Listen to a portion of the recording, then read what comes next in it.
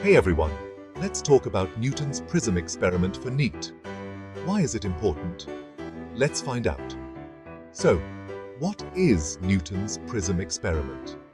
Imagine sunlight coming into a dark room. Now place a glass prism in its path. See what happens. The light splits into a rainbow. But why does this happen? Newton discovered that white light is made up of different colors. When this light passes through a prism, each color bends by a different amount, and a spectrum is formed. Think of it like opening a fan and its spokes spreading out. Here's an example from NCERT. If white light falls on a prism at an angle of 60 degrees, what will be the angle of refraction for red light? Formula. Use Snell's law. And for homework, do this.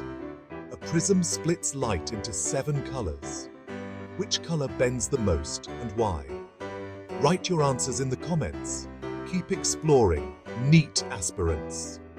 You got this!